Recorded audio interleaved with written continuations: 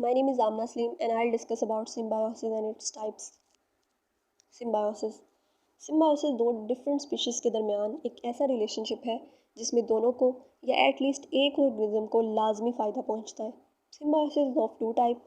The first one is obligate symbiosis and the second one is facultative symbiosis. Obligate symbiosis ऐसी symbiosis है जिसमें दो species का जो रिलेशनशिप है वो आपस में इस कदर इंटरडिपेंडेंट होता है कि वो एक दूसरे के बगैर नहीं रह सकते. जबकि फैकल्टेटिव सिम्बायोसिस वो सिम्बायोसिस है जिसमें दो स्पीशीज़ जो हैं वो एक दूसरे के साथ अपनी चॉइस से रहते हैं और वो इंडिविजुअली भी आराम से सर्वाइव कर सकते हैं. Symbiosis is of three types. The first one is parasitism, the second one is mutualism, and the third one is commensalism. Parasitism.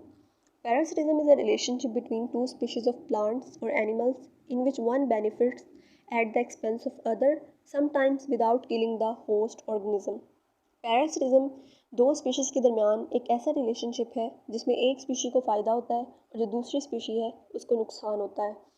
Parasitism की एक डिफरेंट फॉर्म है जिसको कहते हैं ब्रूड पैरासिटिज्म. ब्रूड पैरासिटिज्म में क्या होता है कि जो बर्ड्स हैं वो अपने एग्स दूसरे बर्ड्स के नेस्ट में ले करते हैं इस उम्मीद के साथ कि जो दूसरे बर्ड्स हैं यानी जो बर्ड्स उनकी स्पीशी के नहीं हैं वो उनके जो एग्स हैं उनको ग्रो अप करेंगे. जिस तरह इसकी एग्जांपल में हमारे पास कुकू और काऊ बर्ड्स की कुछ स्पीशीज़ आती हैं. पैरासिटिज्म के एग्जांपल्स में हमारे पास मस्कीटोज़ और ह्यूमन का रिलेशनशिप आता है. फ्लीज़ का और ह्यूमन का आ सकता है या फ्लीज़ का अदर एनिमल्स के साथ जो रिलेशनशिप है वो पैरासिटिज्म में आता है. Types of parasites. पैरासाइट्स वो ऑर्गेनिजम्स हैं जिनको फ़ायदा पहुंचता है और होस्ट वो ऑर्गेनिज्म है जिनको नुकसान होता है.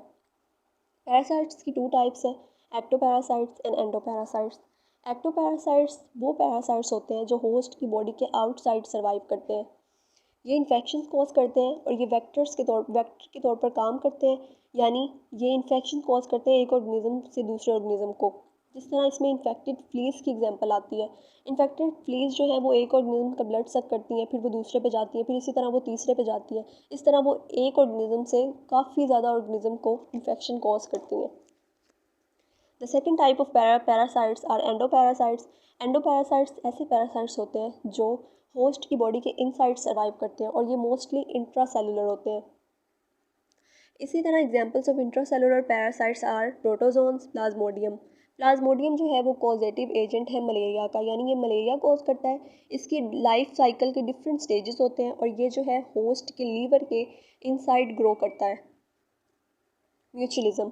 Mutualism is a relationship between two individuals and in which both organisms get the benefit.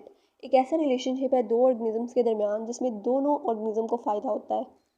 इसकी एग्जांपल्स में आते हैं relationship between bees and flowers, human and gut bacteria, relationship between ant and aphids. इसकी जो दो टाइप्स है, इसकी जो दो एग्जांपल्स हैं उसमें लाइकन एंड माइकोराइजा आते हैं.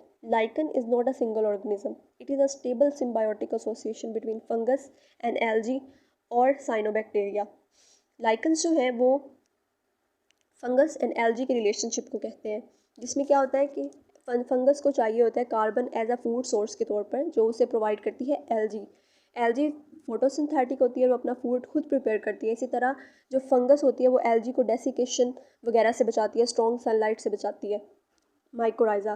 The association between roots of vascular plant and fungi are called mycorrhiza. These symbiotic arrangements have been found in about 90% of the land plant and have been around for approximately 400 million years ago. Mycorrhiza जो है वो association है fungi और roots की और fungi की.